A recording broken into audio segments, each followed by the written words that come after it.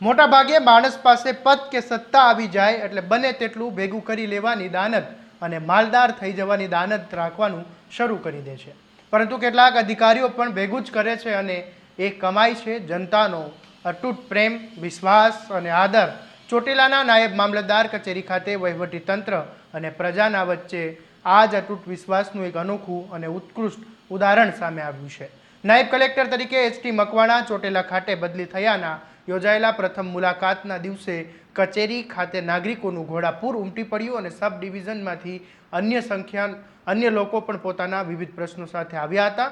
પરંતુ અનેક લોકોને કોઈ કામ વગર માત્ર અધિકારી પ્રત્યે લાગણી અને શુભેચ્છા વ્યક્ત કરવા માટે પહોંચ્યા હતા. મોડી રાત્રે 12:30 વાગ્યા સુધી ચાલેલા આ અનોખા લોક દરબારની વિગતે વાત કરીએ આ અહેવાલમાં. નમસ્કાર, હું છું આસિફ કાદરી અને સ્વમાન સાથે તમારું સ્વાગત છે.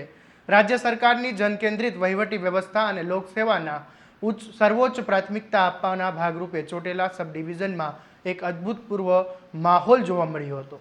નાયબ કલેક્ટર એચ.ટી. મકવાણાની બદલી થયા બાદ યોજાયેલા પ્રથમ સોમવારના નિયમિત મુલાકાતી દિવસે સબ ડિવિઝનના વિવિધ ગામોમાંથી 517થી વધુ નાગરિકોએ કચેરી ખાતે ઉમટી પડ્યા હતા. આ મુલાકાતની સૌથી મોટી વિશેષતા એ રહી કે અનેક નાગરિકો કોઈપણ પ્રકારની ફરિયાદ કે અરજી વગર માત્ર કલેક્ટરની લોક અભિમુખે કામગીરીને બિરદાવવા માટે અને આત્મીયતા વ્યક્ત કરવા માટે પહોંચ્યા હતા. કચેરી ખાતે ઉપસ્થિત રહેલા અરજદારોએ મુખ્યત્વે મહેસૂલી અને સામાજિક પ્રશ્નો અંગે રજૂઆત કરી હતી અને ખેતરોમાંથી વરસાદી પાણીના નિકાલ અને જમીન વિવાદો, હદ નિશાન 7-12 ઉતારાની સમસ્યાઓ અને જમીનની વહેંચણી તેમજ રસ્તા બંધ કરવા અંગેની તકરારો સામે આવી હતી. આ ઉપરાંત જમીન પચાવી પાડવા, અસામાજિક સુરક્ષા અને યોજના, માતા પિતાના ભરણ પોષણ તેમજ દીકરીઓને ભગાડી જેવા કાયદા વ્યવસ્થાના સંવેદનશીલ મુદ્દે અનેક નાગરિકોએ નાયબ કલેક્ટર સમક્ષ રજૂઆત કરી હતી અને અરજદારોની મોટી સંખ્યા હોવા છતાં છેવાડાના માનવીની વાત સાંભળવામાં આવે તે માટે નાયબ કલેક્ટર એચ.ટી. મકવાણાએ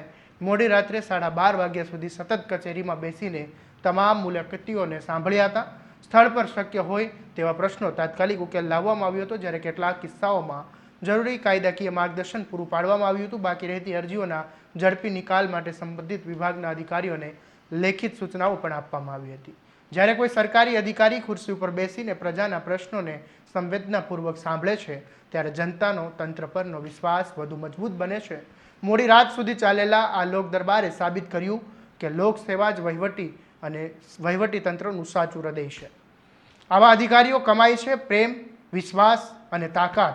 આજે ચોટીલાના એસડીએમ પણ કેટલું કમાયા એ હવે તમે કોમેન્ટમાં લખી દેજો અને આવા જ દરેક અપડેટ માટે તમારા સ્વમાનથી સબસ્ક્રાઇબ કરીને આ વિડીયોને શેર કરવાનું ભૂલતા નહીં. નમસ્કાર.